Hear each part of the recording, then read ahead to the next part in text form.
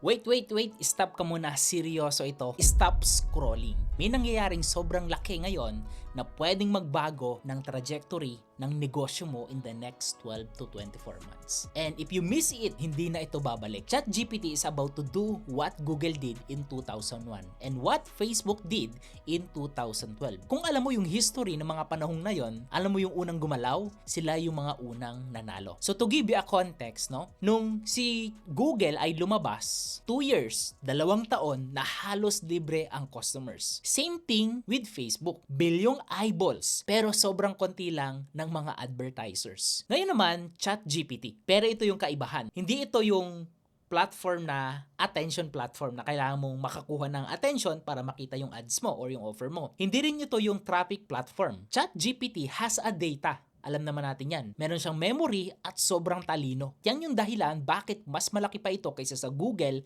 at Facebook combined. So isipin mo to, alam ni ChatGPT kung ilang buwan ka ng stock dyan sa negosyo mo. Alam ni ChatGPT yung mga challenge and problem na pinagdadaanan mo. At kung nag-iisip ka ng mga content, research, alam din niya yon. At higit sa lahat, alam niya kung paano ka mag-isip at kung paano ka gumawa ng decision. Meaning to say, hindi ka nag-advertise sa mga random people. You are advertising to the people na ready na or yung mga tinatawag na red hot leads or yung mga nasa decision stage na sila. Para prepare ka dito, meron akong i-share sa iyo ng marketing strategy. Pag-usapan muna natin yung part 1, marketing budget shift. Ngayong alam mo na at napakinggan mo to, kung fix pa rin ang marketing budget mo dyan sa business mo, delikado ka. Kung X amount lang ang budget namin this year, example, this year is 100,000 fix. That's the wrong game. Ang tamang tanong ay, magkano ang kaya mong gastusin para makakuha ng isang customer? Ang tawag doon is allowable cost per sale or allowable cost per lead kung lead ang kinukuha nyo. At kung sale mo ay umabot ng 1 million, okay ka na gumastos ng 100,000 or 50,000 para makuha yan. You don't cap the budget. You scale the system. At as long as panalo ka sa math, walang limit ang growth ng negosyo mo. Next, pag-usapan naman natin is the ads structure na para once they launch yung ads dito sa ChatGPT, ready ka na to launch your ads. Kahit anong platform pa, may isang bagay na hindi nagbabago. And every winning ads ay merong 4 na parte. Number 1, meron yung hook.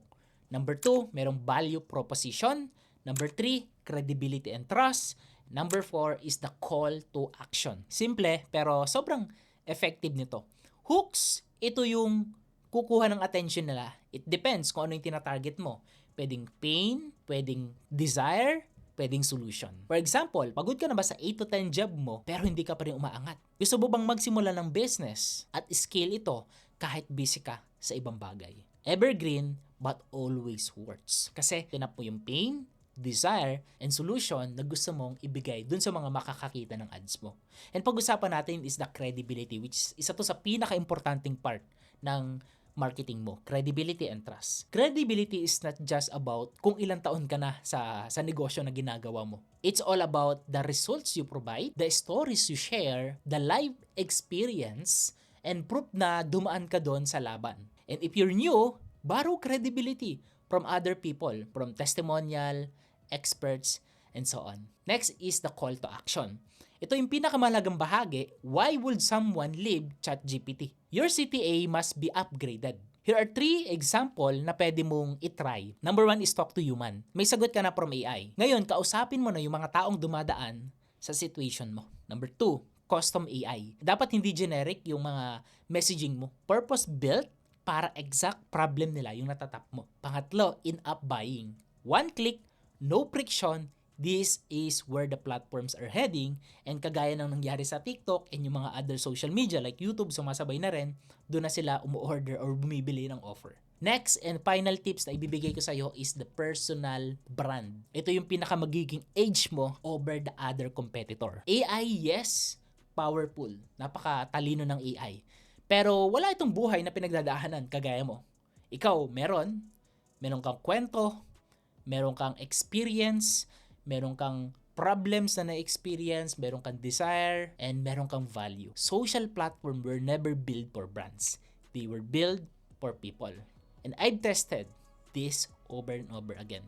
Personal brands ads destroy faceless business ads. Kung hindi mo itatake advantage na magpakita ka dyan sa ads mo, paano pa magtitiwala yung mga tao sa offer mo? So tandaan mo, ito yung mga napag-usapan natin, huwag mong kakalimutan. Number 1, know your allowable costs. Budget. Master mo yung hooks, value, and credibility.